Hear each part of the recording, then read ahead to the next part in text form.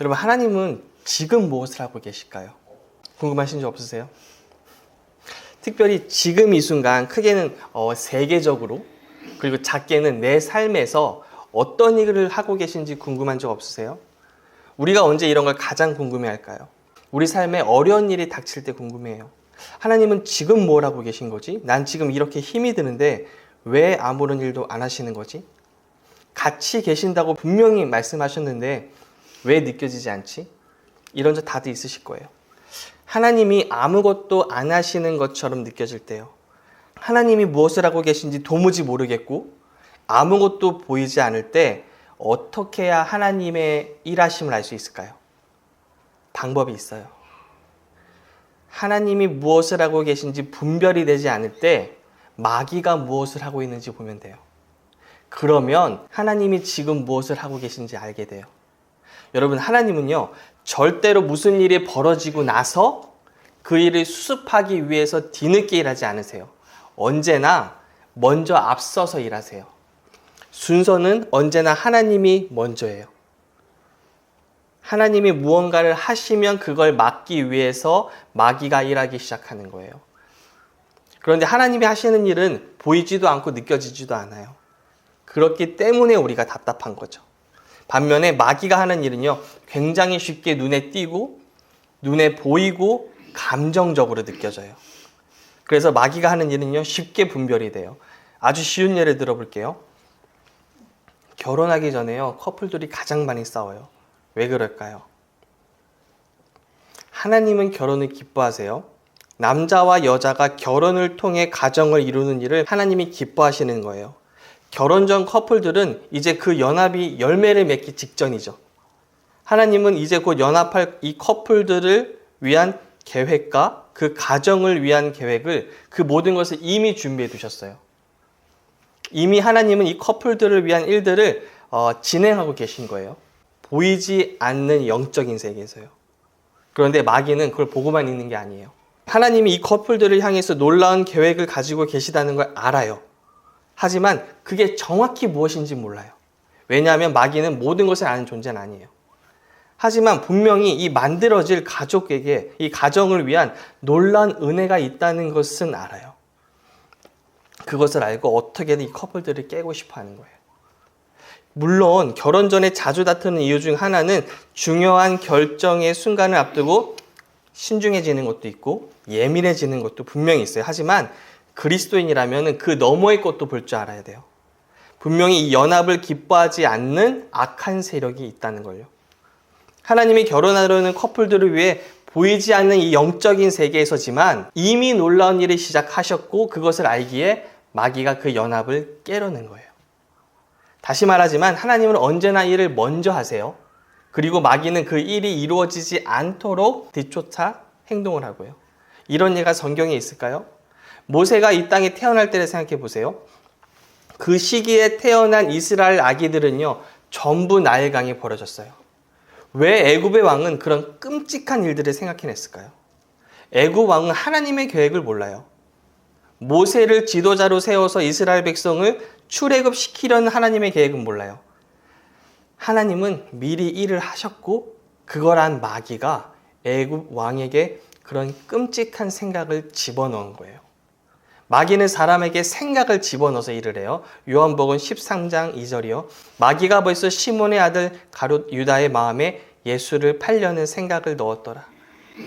마귀가 먼저 유다에게 생각을 넣고 유다는 그 생각을 자신의 생각으로 받아들여서 행동한 거죠.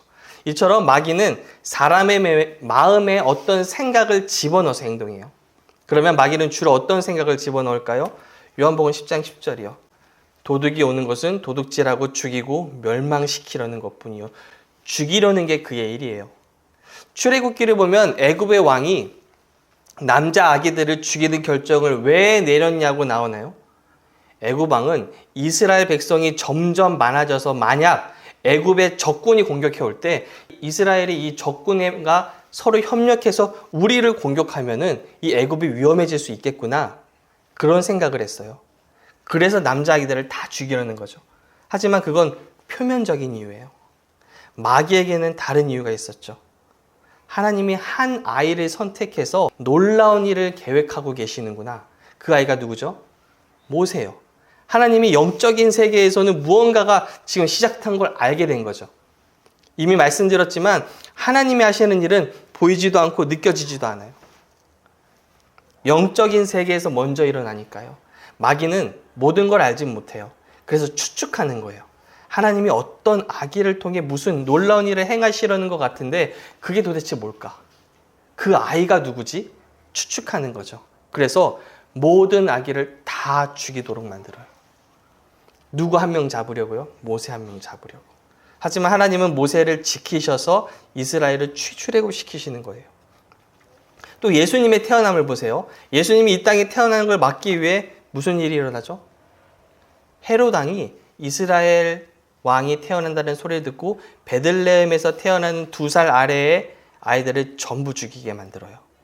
이처럼 마귀가 하는 일은요, 굉장히 자극적이고 요란하고 파괴적이에요. 눈에 보여요. 한번 우리가 그 당시에 살고 있다고 상상해 보세요. 그럼 이런 현상을 이렇게 추측할 수 있어야 돼요. 아기들이 죽고 있네. 아기들을 통해 하나님이 무언가를 계획하시고 미리 일하셨나 봐. 하나님이 어떤 계획을 하셨기에 이런 일들이 일어나는 거지? 마귀가 아기들을 죽이는 일을 했다는 건 그 전에 이미 하나님이 무슨 일을 하셨다는 뜻이니까요. 사람들이 흔히 하는 생각이 어떤 일이 생기고 그 다음에 하나님이 역사하신다고 생각하는데 언제나 하나님은 먼저 일하세요. 언제나 먼저 준비하세요. 여호와 이레라는 말이 괜히 생긴 게 아니에요. 그러면 오늘날 하나님은 지금 무슨 일을 하고 계실까요? 제가 생각하는 것, 제가 믿기는 바로 치유와 형통에 관해서 일하고 계세요. 먼저 왜 치유가 하나님의 일을 시작하신 영역이라고 믿을까요? 지난 3년간 생각해 보세요. 세계는 코로나 때문에 셧다운 됐어요. 수많은 사람들이 다 죽었어요. 그동안 눈부신 의학의 발전을 자신했던 인류가 이 바이러스로 인해서 그 삶이 완전히 망가졌어요. 이런 세상이 오리라고는 생각지도 못했어요. 마스크를 쓰지 않고는 어디 갈 수도 없고 백신을 맞지 않으면 직장에서도 일하지 못하고 너무 힘든 시기를 지냈어요. 통계를 찾아보니까 지금까지 죽은 사람이 680만 명가량 돼요. 하나님이 코로나를 주셨다고 믿는 분도 계신데 절대로 하나님이 아니에요. 어떤 일이 하나님이 하신 건지 마귀가 역사한 건지 분별은 그 일어난 일의 성격을 보면 돼요. 예수님은 생명을 얻되 넘치게 주시려고 오셨고 마귀는 죽이고 멸망시키는 거예요. 그러면 코로나는 둘 중에 무엇인가요? 죽이고 멸망시키는 거죠. 수많은 부모가 자녀를 잃었고 자녀가 자신의 아버지를 그리고 어머니를 코로나로 잃었어요. 그래서 누구보다 부모의 돌봄이 필요한 아이들이 혼자가 됐어요. 그건 절대 하나님의 역사가 아니에요. 코로나로 인해 건강에 대해서 가정에 대해서 파괴적이고 멸망시키는 일이 일어났어요. 즉 마귀가 이런 일을 했다는 건 그 이전에 하나님이 무슨 일을 하셨다는 뜻이에요. 그럼 마귀가 파괴적인 일을 한 영역이 어디라고 했죠? 사람들의 건강이죠. 이 건강의 영역에 하나님이 무슨 일을 하신 거예요. 마귀는 그 일이 정확히 뭔지 몰라요. 추측하는 거예요. 그러면 하나님이 이 건강 영역에 미리 무슨 일을 하신 걸까요? 저는 그 일이 초대교회에 있었던 활발한 치유의 역사를 회복하는 거라고 믿어요. 왜냐하면 주님이 오시는 게 정말 얼마 안 남았거든요.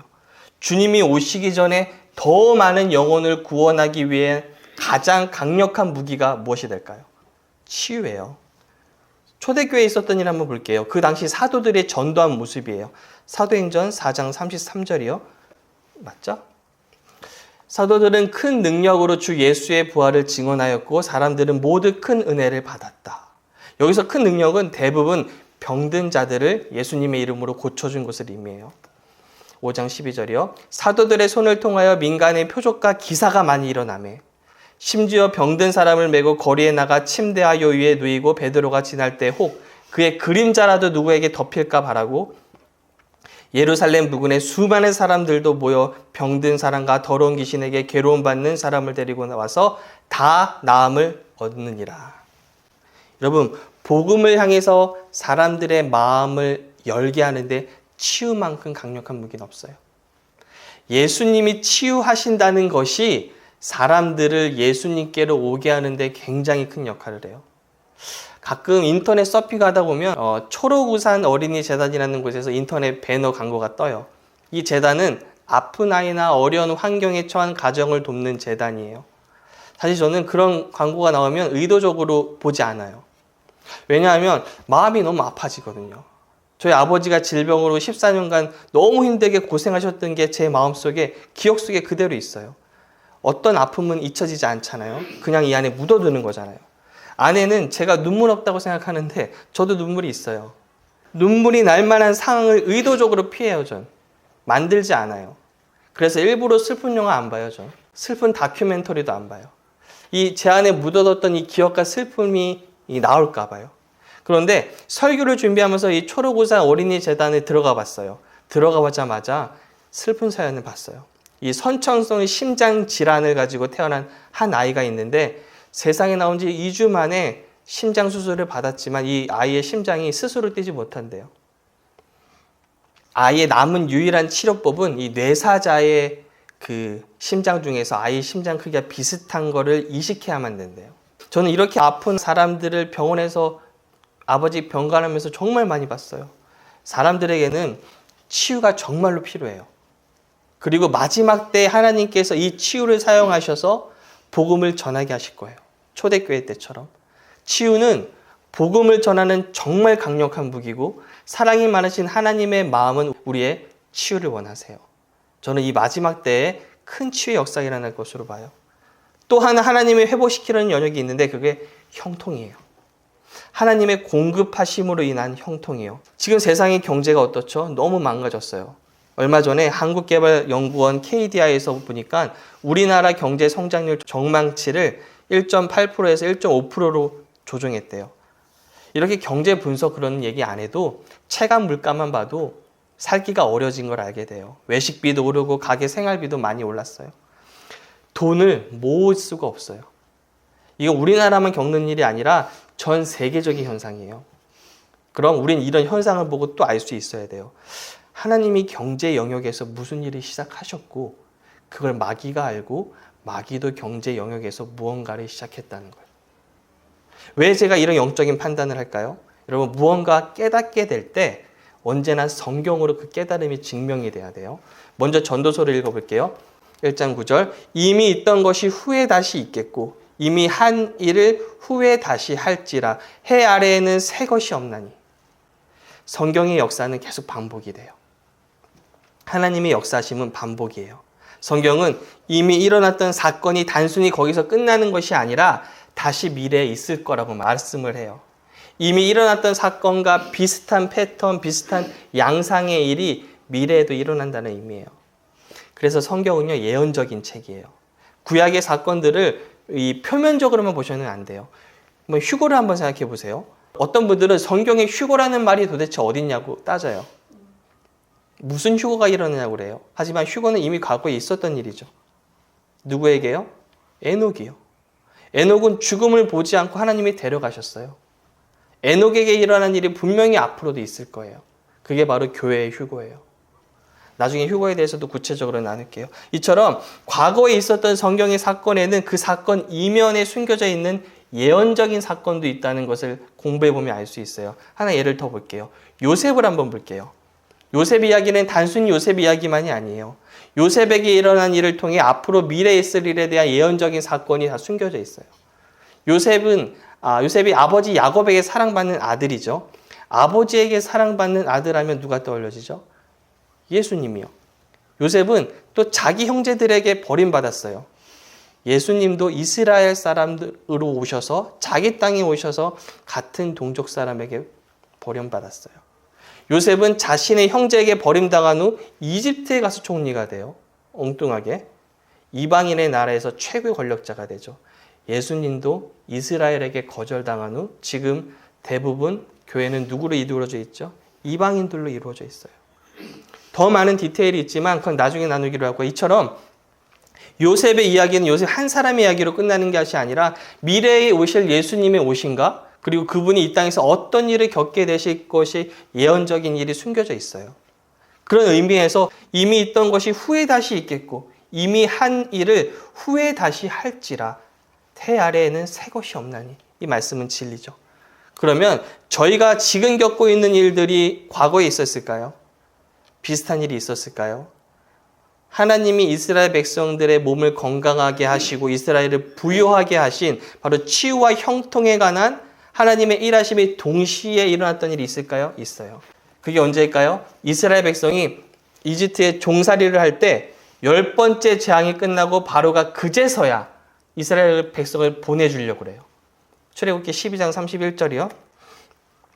밤에 바로가 모세와 아론을 불러서 이르되 너희와 이스라엘 자손은 일어나 내 백성 가운데에서 떠나 너의 말대로 가서 여호와를 섬기며 너희가 말한 대로 너희 양과 너희 소도 몰아가고 나를 위하여 축복하라 하며. 여기까지는 바로의 반응이 이해가 되죠. 모세로 인해서 너무 큰 고통을 당했기 때문에 빨리 나가 하는 거예요. 그런데 모세가 이스라엘 자손에게 애굽 사람한테 너희들 가서 은부치, 금부치, 의복을 달라고 하라고 시켜요. 이스라엘 백성들 때문에 애굽 사람들의 장자가 죽었는데 온 나라가 지금 난리인데 곡소리가 나는데 그런 명령을 하는 거예요. 지금 이스라엘 백성들 때문에 난리가 났는데 금과 은을 달라고 하면 줄까요? 36절이요. 여호와께서 애굽 사람들에게 이스라엘 백성에게 은혜를 입히게 하사 그들이 구하는 대로 주게 하심으로 그들이 애굽 사람의 물품을 취하였더라. 말도 안 되는 일이 일어난 거죠. 왜 이스라엘 백성들이 대가 없이 그런 물질을 갖게 되었을까 생각해 봤어요. 그건 밀린 임금에 대한 값이에요. 400년간 이스라엘은 이집트에서 종살이를 해요. 수많은 세월을요. 제대로 먹지 못하고 자신들의 한 일에 대한 대가도 받지 못한 채 일어난 세월이 길어요. 하나님이 그것에 대한 값을 받게 하신 거예요. 그 오랜 기간 대가 없이 일한 그 값을 이제 막 출애굽하려는 이스라엘 백성들이 받게 된 거예요. 그 시기가 언제예요? 출애굽하기 바로 전. 저는 이것이 바로 우리가 교회가 이 세상에서 떠나기 전 바로 휴거하기 전이라고 믿어요. 주님이 재림이 얼마 남지 않는 시점에 그리스도인들이 돈을 모으려 애쓰기보다 말씀대로 살려고 더 노력하고 믿음 때문에 돈을 포기하며 살았던 그 수많은 우리 이전 세대들이 있어요. 그 대가들을 받게 되는 세대가 올 거라고 믿어요. 저 여러분이 그 예언적인 시간표에서 이 마지막 시간에 살고 있는 세대인 거예요. 마치 이스라엘 백성이 이집트라는 세상에서 나오기 전에 그런 것을 경험했던 것처럼 주님의 재림을 기대하는 저와 여러분도 이 세상을 떠나기 전에 그런 일을 경험하게 될 거라 좀 믿습니다. 하나님은 그런 일을 이미 영적 세계에서 시작하셨고 마귀도 무언가가 일어났다는 것을 알고 있기 때문에 눈에 보이는 안 좋은 일들을 경제 영역에 막 일으키는 거예요. 왜요? 믿음을 없애려고요. 하나님의 역사는 반드시 믿음을 통해 나타나요. 경제가 어렵다고 생각하면 내 삶의 부유함을 꿈꾸기 힘들죠. 또한 하나님은 재정에는 관심 없는 분이야. 돈은 악한 거야. 이렇게 재정에 대해 잘못된 인식을 갖고 계신 분들도 있어요. 이 부분에 대한 말씀도 잘 들으셔야 돼요. 듣지 못하면 믿음이 생기지 못해요. 이 또한 그리스도인의 믿음을 얻게 하려는 마귀의 계략이에요. 저희가 지금 출애굽 사건에서 하나님의 치유하심과 형통을 보고 있는데 제가 정말 놀라운 걸 하나 발견했어요. 출애굽하는 이스라엘 백성 중에 한 명도 아픈 사람이 어떤가 아세요? 몇 명이 출애굽했나요? 출애굽기 12장 37절이요. 이스라엘 자손이 라암셋을 떠나서 숫곳에 이르니 유아 외에 보행하는 장정이 60만 가량이요. 장정만 60만 가량이니까 아이들, 노인들 다 합하면 대략 200만 가량이에요. 말씀을 보면 누구도 아픈 이가 없었다고 그래요. 이게 가능한가요? 시편 103편 37절이요. 마침내 그들을 인도하여 은, 금을 가지고 나오게 하시니 그의 지파 중에 비틀거리는 자가 하나도 없었도다. 현대어 성경에선 그러고 나서야 주께서는 저희를 밖으로 데리고 나오셨다. 은을 가지고 금을 가지고 나오게 하셨다. 각 지파 사람들 하나같이 부유하게 하셨다. 강하게 하셨다. 오랜 노예 생활로 인해서 영양도 부족했을 거고 나이가 드신 분들은 관절도 많이 안 좋았을 텐데 누구도 약한 이가 없다고 그래요. 초자연적인 하나님의 역사가 그들의 몸들을 만진 거예요. 하나님은 이스라엘 백성들이 애굽을 나오기 전 이와 같이 놀라운 일들을 베푸셨어요. 오늘날도 이 세상에 휴거가 일어나기 전에, 우리가 주님과 함께 하기 위해서 올라가기 전에, 전 그때 이스라엘 백성에게 일어났던 그 일과 같이 치유와 부요함의 일들이 일어날 거라 좀 믿어요.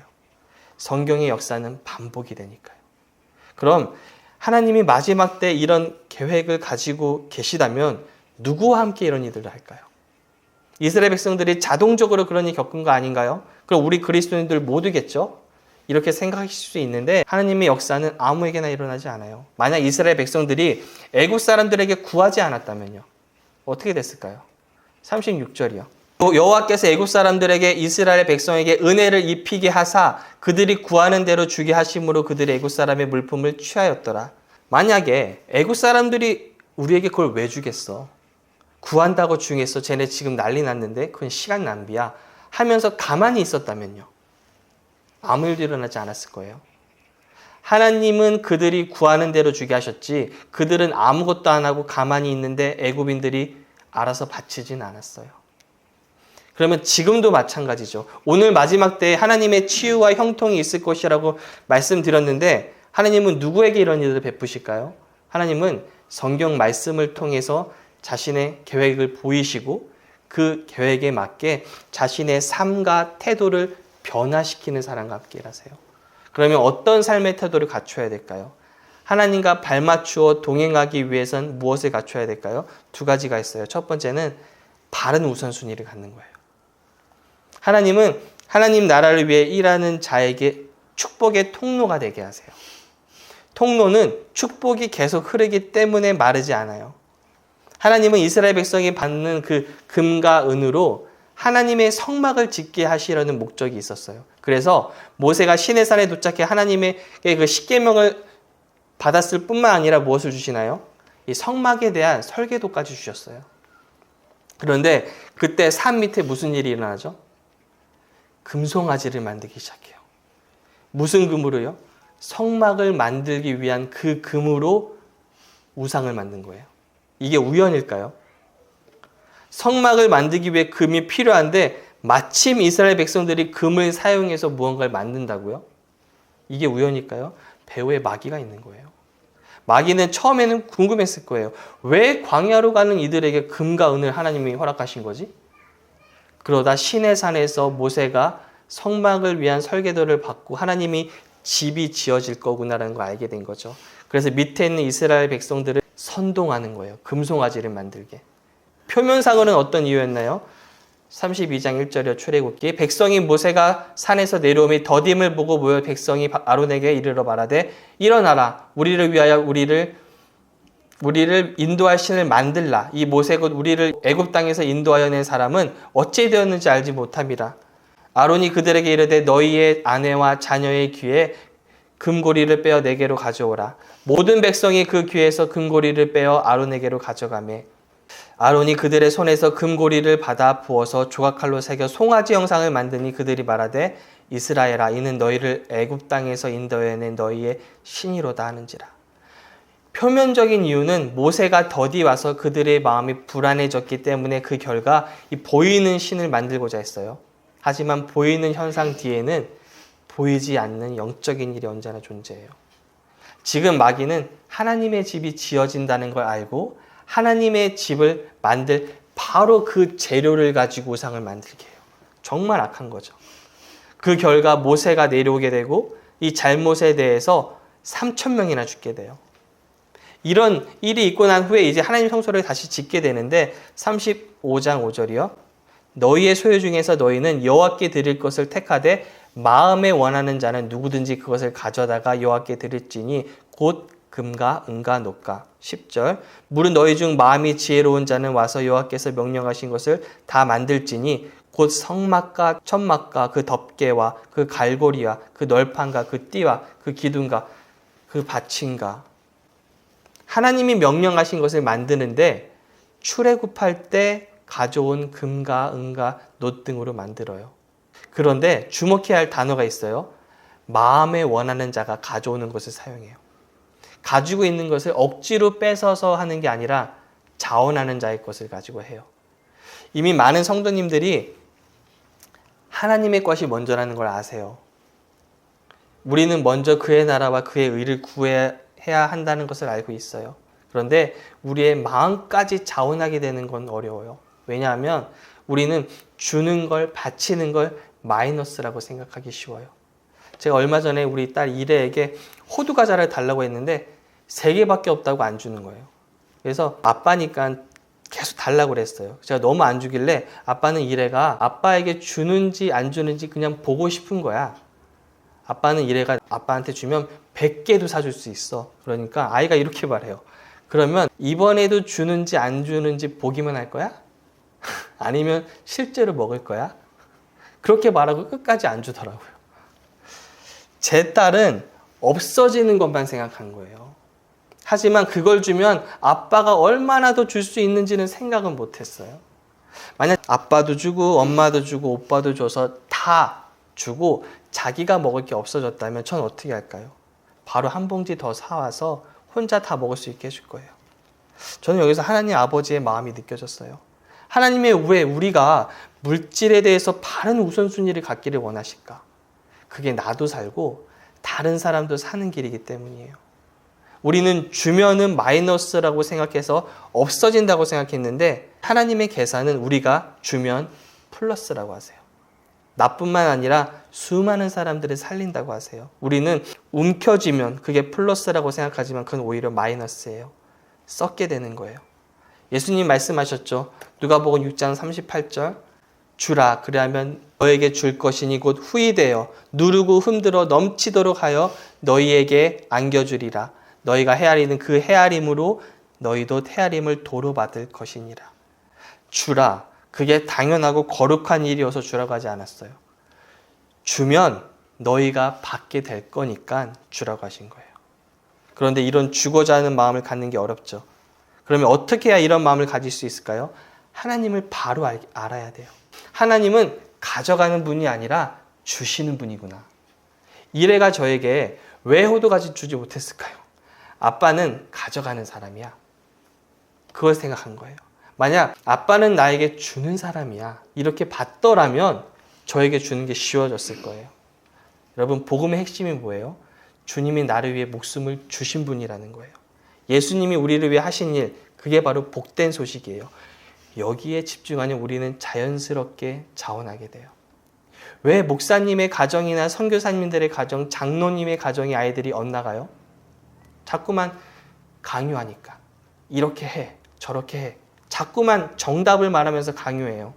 자꾸만 신앙인으로서 해야 할 일들을 말해요. 그렇게 되면 자녀들은 하나님을 강요하고 시키시는 분으로 밖에는 몰라요. 부모에게는 좋은 하나님일 줄 몰라도 자신들에게는 부모가 믿는 하나님 그 이상 그 이하도 아니에요. 그러면 어떻게 해야 되죠? 하나님을 사랑해. 하나님을 영광 위해 살아. 이렇게 정답 말해주기 전에 예수님이 널 사랑해. 예수님이 너를 위해서 영광을 버리고 이 땅에 오셨어. 그분이 하신 일을 가르쳐 주셔야 돼요. 그러면 바른 반응이 나타나요. 두 번째로 갖춰야 할 것이 무엇인지 나누면서 말씀을 마칠게요. 무엇일까요? 인내예요. 시편 13편 1절부터 3절 볼게요. 주님, 언제까지 나를 잊으시렵니까? 영원히 잊으시렵니까? 언제까지 나를 외면하시렵니까? 언제까지 나의 영혼이 아픔을 견뎌야 합니까? 언제까지 고통을 받으며 괴로워야 합니까? 언제까지 내 앞에서 의기양양한 원수의 꼴을 보고만 있어야 합니까? 나를 굽어 살펴 주십시오. 나에게 응답하여 주십시오. 주 나의 하나님, 내가 죽음의 잠에 빠지지 않게 나의 눈을 뜨게 하여 주십시오. 무슨 말이 가장 많이 들리세요? 언제까지? 언제까지? 도대체 언제까지지? 왜 주님의 일하심이 보이지 않는 거지? 이런 말이 나오는 상황이 오죠. 그런 상황 가운데서 견디는 게 인내 같아요. 그런데 어떻게 견뎌야 될까요, 우리가? 그 힘을 어디서 얻죠? 히브리서 11장 27절이요. 믿음으로 그는 왕의 분노를 두려워하지 않고 이집트를 떠났습니다. 그는 보이지 않는 분을 마치 보는 듯이 바라보면서 견뎌냈습니다. 모세는 어떻게 견뎠다고 하나요? 보이지 않는 하나님을 마치 보는 듯이 바라보면서 견뎠다고 말해요. 그래서 어려움이 와도 견딘 거예요. 오늘 제가 드리는 말씀을 여러분이 믿으신다고 하더라도 당장 내일 급격한 변화가 일어날까요? 당장 재정의 돌파가 일어나고 당장 치유의 역사가 풍성하게 나타날까요? 그걸 바라지만 아마 그렇지 않을 거예요. 하지만 그럼에도 믿고 견디는 거죠. 이 인내에 대해 묵상할 때 갑자기 노아가 떠올랐어요. 하나님이 방주를 지으러 가셨을 때 얼마나 많은 사람들이 조롱했을까요? 당장 홍수는 일어나지 않고 쨍쨍한 날씨에서 홍수가 나타난다고 방주를 만들어요. 사람들이 미쳤다고 할 거예요. 계속 소리쳤을 거예요. 히브리서 11장 7절이요. 믿음으로 노아는 하나님께서 아직 보이지 않는 일들에 대하여 경고하셨을 때에 하나님을 경외하고 방주를 마련하여 자기 가족을 구원하였습니다. 보이지 않는 일들을 노아는 믿은 거예요. 하나님은 보이지 않아요. 보이지 않는 일을 하세요. 잘 느껴지지 않아요. 그 일을 믿은 거예요. 그리스도인은 보이는 것을 통해 세상을 보는 존재가 아니에요. 보이지 않는 하나님과 보이지 않는 일들을 말씀을 통해 믿는 거예요. 그 일에는 반드시 인내가 필요해요. 하나님이 저와 여러분에게 주신 보여주신 이 마지막 때의 놀라운 계획들을 올바른 우선순위와 끈질긴 인내를 갖춰서 꼭 경험하는 저와 여러분이 되시기를 축원하겠습니다.